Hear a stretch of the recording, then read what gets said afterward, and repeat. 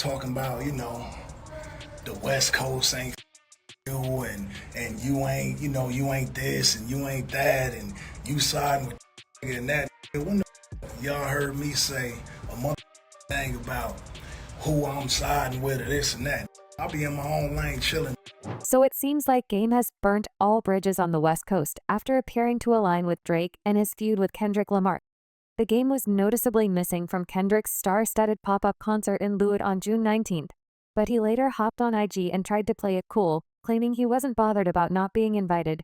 But let's be real, it looked like he was holding back tears. Game insisted he never took sides and denied turning his back on the West Coast, but see, it looks like Kendrick feels differently. Kendrick's friend DJ Headed just spilled the tea, confirming that Kendrick feels betrayed by the Game. Not only that, but he also revealed a major Easter egg from Kendrick's concert that was a direct diss aimed at Gan. Where have I heard Dre, I see dead people?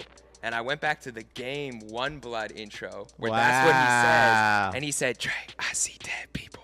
So for Dre to be the person in this, and that was a Dre diss too. That was a Dre, and he told me I'm gonna do an album without Dre's production. Meanwhile, some fans are pointing out that Game was one of Diddy's rumored industry boy toys and attended those freak-off parties. So maybe Kendrick saying the Game is not like us. But seriously, what's the deal with the Game? Did he really choose the wrong side in the Kendrick-Drake beef and turn his back on the West Coast? And how exactly did Kendrick throw shade at Game during his little concert? Let's get into. I watched Kendrick in his essence, going from literally a good kid in the Mad City, how he fought through being non-affiliated and staying the course, and then putting out that album, which was the one that should have won the Grammy to me. Not saying the Damn, I listened to Damn yesterday. It was incredible. So it looks like the Game really played himself in this Kendrick versus Drake situation, not just because he seemingly chose Drake over Kendrick and betrayed his city, but because he first chose Drake and then started flip-flopping and trying to play both sides. Just to refresh your memory, back in April, shortly after Drake dropped Push You Bis dropping Give Me 50 in response to Kendrick's diss on Future and Metro Bones like that, the Game took to Instagram, seemingly endorsing Drake by posting a video of himself chilling at home and listening to Drizzy's 2015 song Energy, quoting one of these lines from the track. The Game wrote in caption, I got rap ninjas that I got to act like I like, but the Game's followers were quick to check him and accused him of betraying the West Coast by siding with Kendrick's enemy. Meanwhile, the Game also showed love to Drake in several Instagram posts, including one that read, I'll call you my brother cuz there's never been a moment where you made me feel otherwise. And then Drizzy responded in the comment section, saying too much history.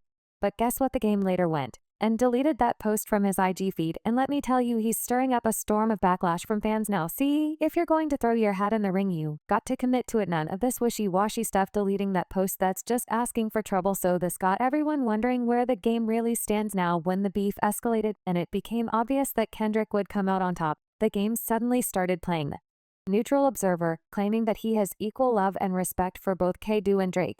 And then on May 1st, just days before Kendrick dropped Not Like Us, the Game took to Ig to say the whole beef is watered down and threw shade at J. Cole for apologizing to Kendrick and bowing out. The Game shared a screenshot of an ex post by Joe Button, podcast co-host officially iced, that read, I want one of these rap ninjas to diss Game just so y'all can see what a proper disc record looks like. Of course, the moment the Game caught wind of his name being mentioned, he couldn't resist blowing his own trumpet. Game rule in the caption, cuz my level of disrespect has no limit and I can actually rap.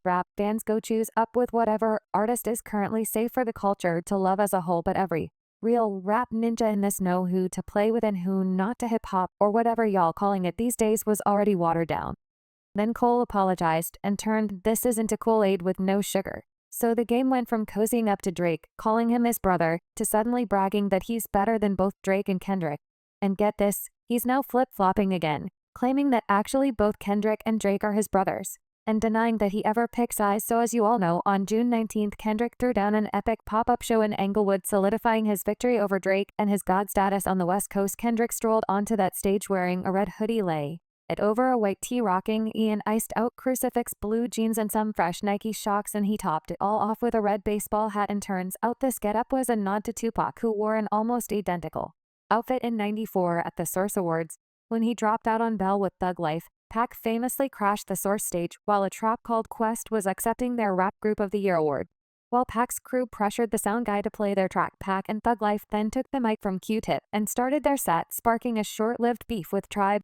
Now, whether Kendrick's outfit was intentional or not, the message was crystal clear. Kendrick kicked off his set with his Drake diss track Euphoria, and the crowd rapped along with every word, going bar for bar for bar for the entire 6-minute jam. But Kendrick dropped a new line in that last verse saying, "Give me Tupac ring back, and I might give you a little respect," referencing Drake's controversial purchase of Tupac's famous crown ring for $1 million. Kendrick also slipped in a couple of new lines during his performance of 616 in LA, and his first from Like That. But the highlight of the night was Dr. Dre whispering, "I see dead people," after joining Kendrick for a performance of California Love. And then Kendrick proceeded to perform Not Like Us not once, not twice, but 6 times in a row. And just when you thought Drake couldn't possibly take another L, he did. By the 3rd or 4th time Not Like Us played, NBA stars DeMar DeRozan and Russell Westbrook stormed the stage showing off their dance moves. G-Dre and DJ Mustard also joined them, as well as several members of rival gangs Bloods, Crips, and Pirates, all vibing together and posing for a group photo at the end of the concert. Basically, Kendrick reminded Drake once again that he's not like us, and that the culture had picked their side. But Kendrick's fellow comptoid of the game was nowhere to be seen, which pretty much solidified what fans had already suspected, that Game sided with the enemy. But then the Game decided to clear the air and hopped on IG to say he never sided with anyone, and denied betraying the West Coast. Motherfuckers in my DMs and all on these, these blog sites and whatnot, talking about, the West Coast ain't with you, and you ain't, you ain't this and you ain't that, and you siding with and that. When the y'all heard me say thing about who I'm siding with or this and that, I'll be in my own lane chilling, taking care of my kids out the fucking way. That's how I made it this far in this game, man. A lot of y'all, a lot of y'all fans, it's kind of easy to sit where y'all sitting at y'all house and try to look engaged from where y'all, but it's a lot of that go on in this industry, man, and y'all can see from what happens to some of some of y'all certain celebrities y'all follow and whatnot. That ain't what it's all cracked up to be. And because I don't want to play internet games all the time, or be on this every day, or be on these people red carpet or doing all this, I'm like, for me, man, I got into the game thinking that this shit was gonna be one way and it was a whole other way. So I had to, navigate myself through the, my whole time. I've been in this since 2003, right? Because that's when I got signed to Aftermath, 2003. Everybody, and if you ask anybody, anybody that really know me that's in this industry, and I'm talking about anybody, go ask Dr. Dre, man. Like, sit Dr. Dre down and really ask about who I am and my character, and like what he really feel about me at the end of the day as a man, artist, and all the rest of that. You're talking about as a man. You know what I'm saying? R.I.P. my Nip. But ask Nip his, if you could ask Nip himself, he would have told you, and he did tell you out his own mouth what, I contributed, to his career from the beginning, bro. From the beginning on the West Coast, coming straight out of West Side, Cedar Block, Bompton, Piru, which is still my hood to this day. Never slacked, they never ran, they never did nothing but throw the I took that Cincinnati hat worldwide, put on for Compton, and I put on for the West Coast. And Top Dog know what it is, Kendrick know what it is, IG know what it is, Mustard know what it is, Ty Dolla $ign know what it is, Dr. Dre know what it is, Snoop know what it is, Hit Boy know what it is, Dom Kennedy know what it is, all the powers that be on the West Coast. And I hope RJ, everybody, you know what I'm saying, everybody on this, what and Chuck Taylor is and what I am, and what I do. But who is the Game trying to convince us, or himself?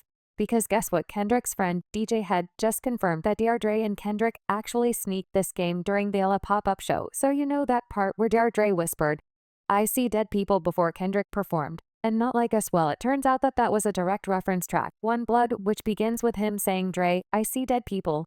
And DJ had pretty much confirmed this during his recent appearance on the Bigger Picture show, saying that everything Kendrick and his friends did at the pop-up show was carefully planned and strategized.